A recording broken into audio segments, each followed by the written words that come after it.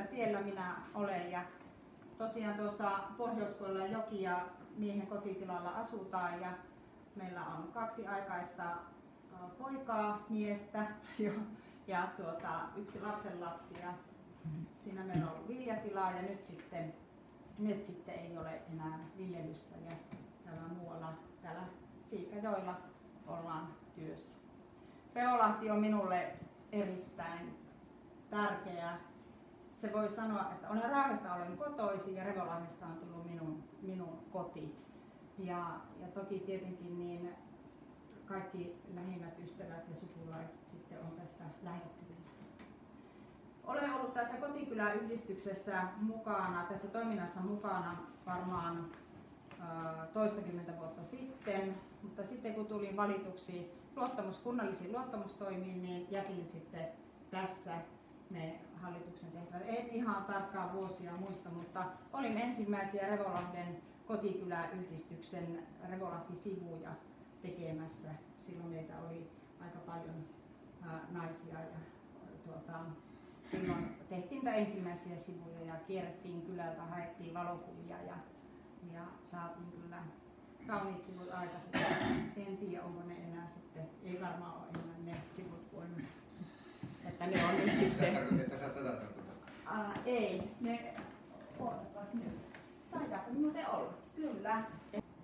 Mutta mä oon semmonen ihminen, että mä aina teen ihan tämmöisen puheen ja mä olen nyt sitten kirjoittanut tämän ja minulta toivottiin tietoa tai niin Revolahdesta, mutta Pauliina tuossa ja tässä on tullut jo aika hyvin näitä tietoja, että en ala sen enempää nyt käymään niin läpi, että mitä meillä on.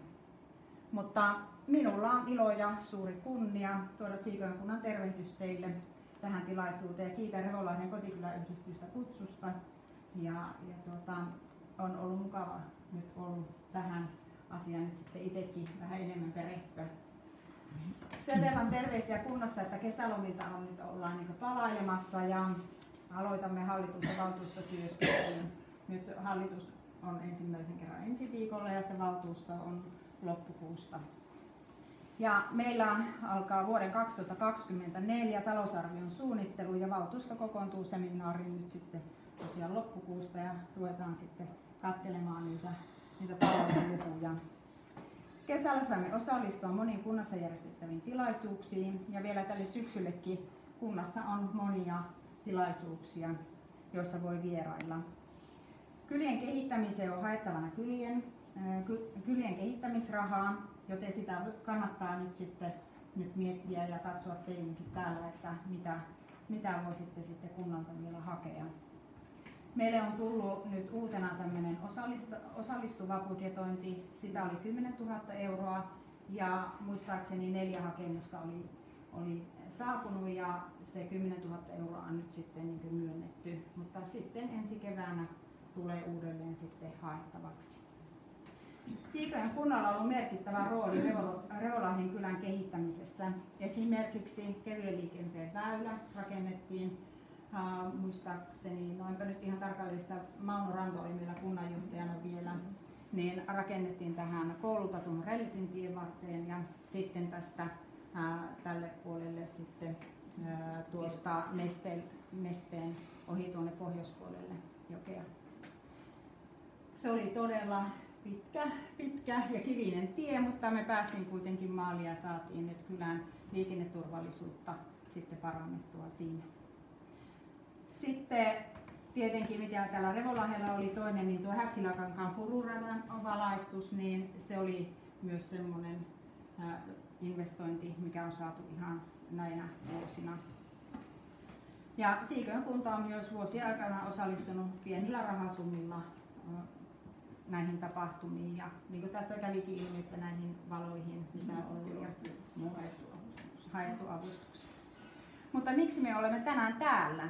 Olin niin hyvin ilahtunut siitä, että kuulin, että Revolahden kylä on päässyt 4 parhaan kylän joukkoon, jotka ovat ehdolla Pohjois-Pohjanmaan vuoden 2023 kyläksi.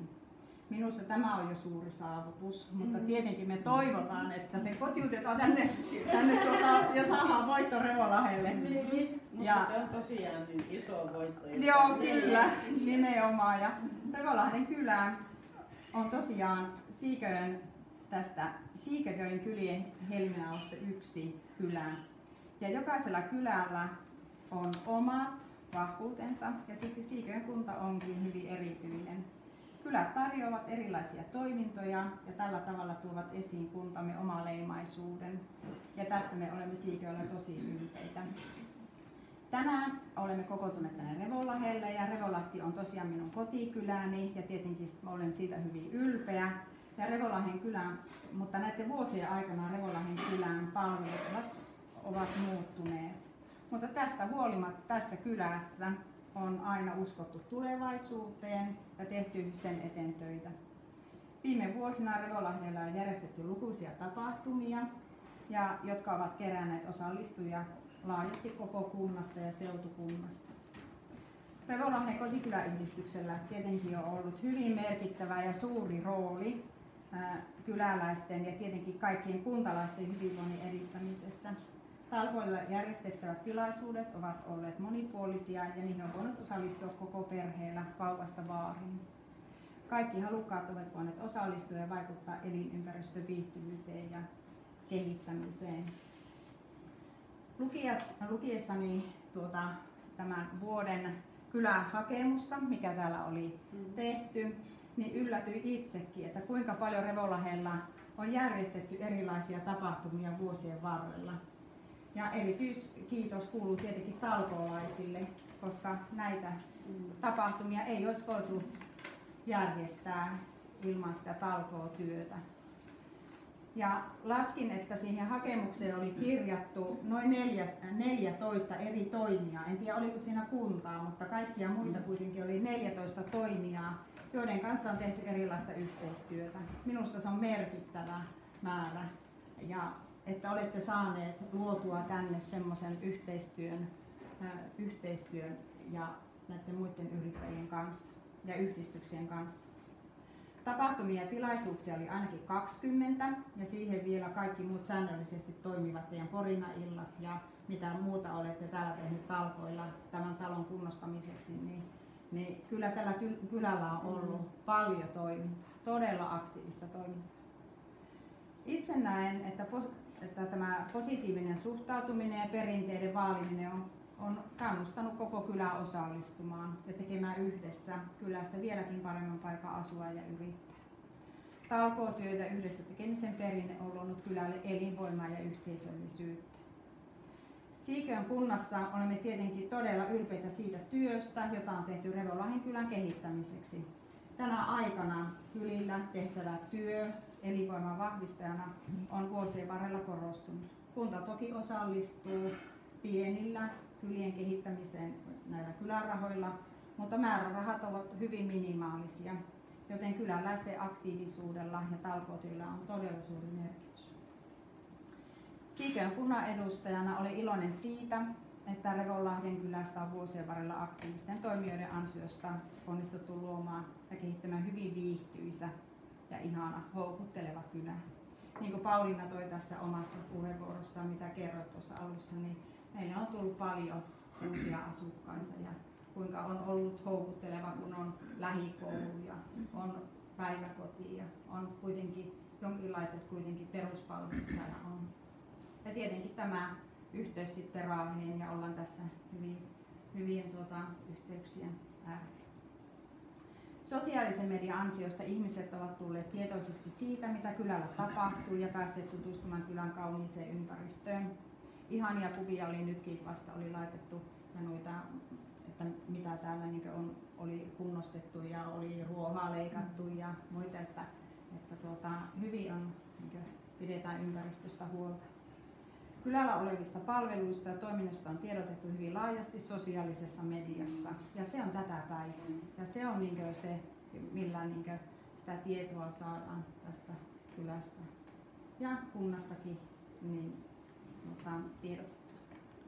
Toivon todella, että saamme kotiutettua Revonlahdelle nyt sen vuoden kylää 2023 tittelimme, koska Revolahden kylällä on tehty monet vuodet yhteistyötä kylän elinvoiman ja uusien asukkaiden saamiseksi.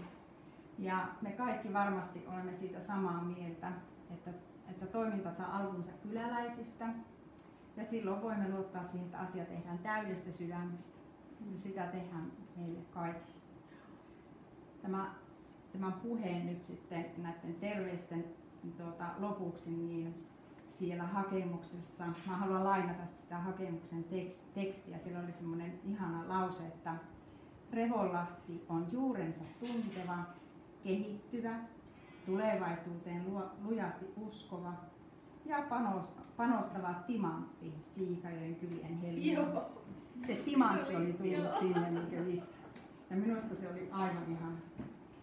Mutta toivotan teille kaikille oikein hyvää syksyä, aurinkoista syksyä. Ja toivottavasti me tapaamme vielä täällä Revolahella sitten uudestaan. Ja tietenkin kiitän kaikkia siitä hyvästä yhteistyöstä, mitä ollaan tähänkin mennessä saatu tehdä ja jatketaan kylän ja koko kunnan kyliin. Kiitos.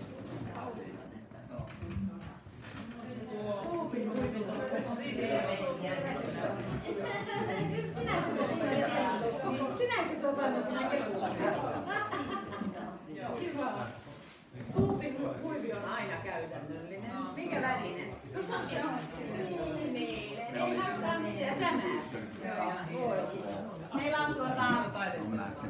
Meillä on hyvin aktiivinen kunnanjohtaja ja minusta on hyvin ilahduttavaa, että voidaan aina sitten jotakin pientä muistoa nyt antaa, että meillä on näitä nyt sitten, oli nyt sitten teille kaikille. Mikä siellä oli viimeinen lause? Mutta toi oli hyvä kyllä tuo timantti. Oli hyvä.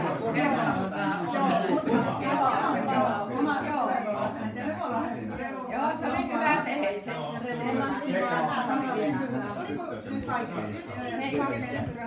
Näetkö sinä tänä päivänä Perttiä vie Hullulta terveisiä? Mä oon hänen pariin. Mä oon viimeis näin siinä kielessä Ruukissa, kun teillä oli ne messut siellä. Me aina halataan hänen kanssaan ja mä sanon, että sä oot Suomen mukavin kunnanjohtaja. Oliko kaikille nyt muille vierailijoille, teidän porukalle nyt kaikille tämä muistaminen nyt annettu, niin minä annan nyt sitten myös sinulle. Ole hyvä. Kiitos. Kiva. No niin, minäkin haluan sanoa muutaman sanan ja kiittää teitä PP-kylien puolesta. Ja tämä oli hyvin ilahduttavaa, että kunnan ja kylien yhteistyö on näin hyvä. Ja kun te vielä täällä asutte, niin se varmaan vielä korostaa niitä. Vilkasta toimintaa näyttää olevan ja se voi olla, että nähdäänkin täällä vielä sitten. Katsotaan näin. Kiitoksia. Kiitos.